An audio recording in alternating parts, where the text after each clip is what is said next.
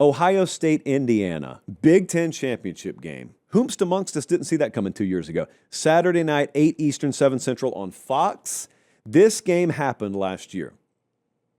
Different personnel, different venue, but just before we dive into this, let's remember this game did happen last year. Ohio State 38, Indiana 15. Some said it wasn't even as close as the final score indicated. I am some.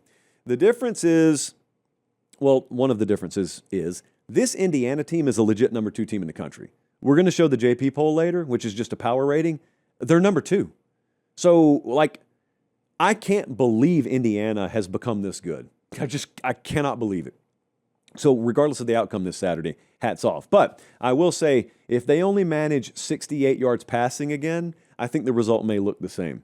So there's some non-negotiables here for Indiana, obviously. The line on the game is Ohio State -4.5.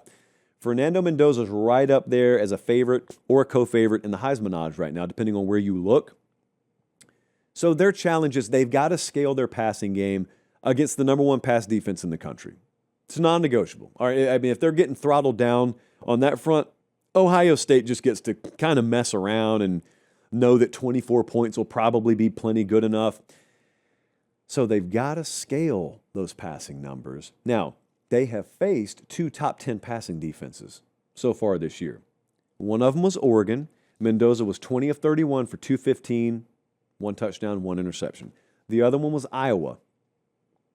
13 of 23.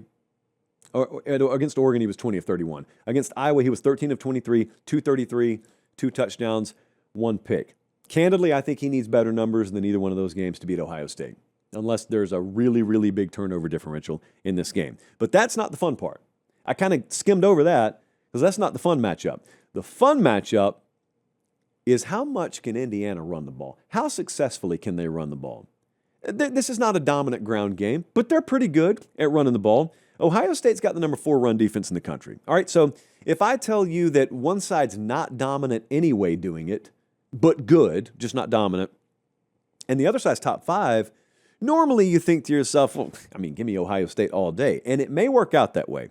It may work out that way. Indiana's got the number 9 rushing attack in the country. So I don't want to paint them as like this poverty program when it comes to running the ball. They're very good at it. But the paper here, I've brought the paper along tonight.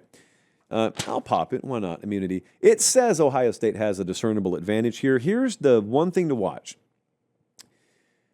Because of the nature of Ohio State's schedule, they are very good. I don't doubt them on that front. But they have gotten this late in the season without facing sort of like a top 50 rushing attack with a good passing game attached to it. Michigan was that, but Michigan doesn't have a high-level passing game attached to their ground game. Indiana does. So really, that's what we call a toolbox offense around here. An offense like Texas A&M kind of. Like on any given weekend, they could throw it for 400 on you. They could run it for 300 on you. Neither of those things is going to happen to Ohio State, mind you. But they could do multiple things. At the very least, it finally makes you respect the full spectrum of offense. And Ohio State did not have to do that against Wisconsin and Penn State and Purdue and UCLA. So it may be a moot point because Ohio State may just be that good. This is one of the final things we kind of have to find out. Joel Klatt said on the broadcast last week, and I thought it was very well put, he said, it seems like all the other contenders just keep giving us more questions. Ohio State just keeps giving us more answers. This could be another one of the answers. There aren't many questions left with Ohio State. So Penn State, especially with outside runs, they had some very good early success against Ohio State. That didn't last very long. But again, it's the number 1 team in the country. So you're kind of trying to nitpick. You're having to pull out the magnifying glass a little bit to find edges.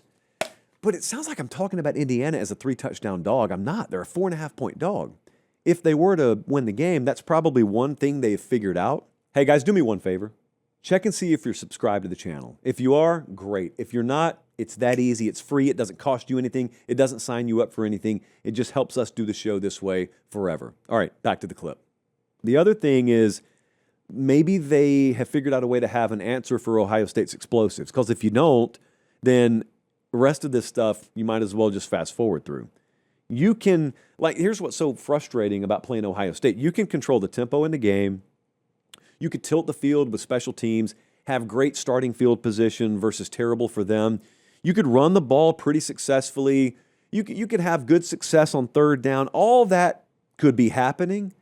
And yet, because Ohio State is still top 10 in catbuster passes, it just doesn't matter.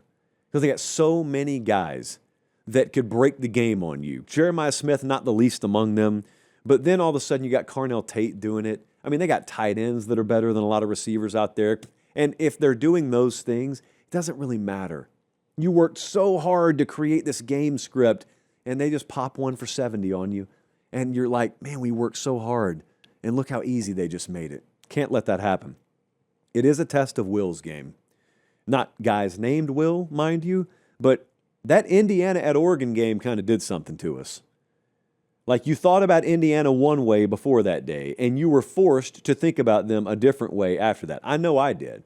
So I no longer worry about them just getting clowned. Like they kind of got clowned in this game a little bit last year. I'm not saying Ohio State couldn't run away with the game. Ohio State, they have paths where they could blow anyone out. I'd kind of be surprised if Indiana didn't put up a really good fight here at the very least. Also, what sticks in my mind is Ohio State's handling of Michigan, which is 7 days ago at the point of this game kicking off, where they've had a 4-year drought, and they win the game, and they were very celebratory, but also they were alarmingly businesslike because it was just another box they were going to check. I'm not denigrating the nature of that rivalry. It's the best rivalry in college football. I've been to it several times. It's a humongous accomplishment to win that game. But it was not a Super Bowl vibe. And so both of their wills on display at Lucas Oil Stadium the same time. That's the beauty of conference championship games. That's the beauty of late season college football, because you got multiple programs, multiple teams out there that look like they can't be defeated. And in this case, it's number 1 versus number 2. Someone's got to tote the L. Let's take a look at what the model thinks. FanDuel's got Ohio State minus 4.5 right now. Model agrees. Model's got Ohio State minus 4.5. I just got to tell you, I've watched Ohio State play all year. I've watched them be dominant all year, and yet there has still been this voice in the back of my mind that says, we have only seen their A-minus game. There is still a little bit more in the tank. They geared up last year at the perfect time. I, until further notice, have to assume they're going to do that again. So I'll doubt Indiana. That's fine. If they need it in the hype video, that's fine. But until further notice, Ohio State's the best team in the country, and I'm taking them to win, and I will take them to cover. If they lose, hey, I don't know how that would change fundamentally people's perspective. Outside of a scenario where Ohio State really just gets handled, which would be a shock to the senses. That would be a bucket of cold water to the face. If Indiana did to them what they did to Oregon, that would mess with my mind. I don't see that happening. But outside of that happening, the outcome of this game, they're still going to be probably number 1 and number 2 in whichever order the game dictates come Selection Sunday. And the loser gets to taste their blood and gets to try to do what Ohio State did last year. It could be Ohio State doing what Ohio State did last year. It could be Indiana trying to package up the Ohio State model from last year.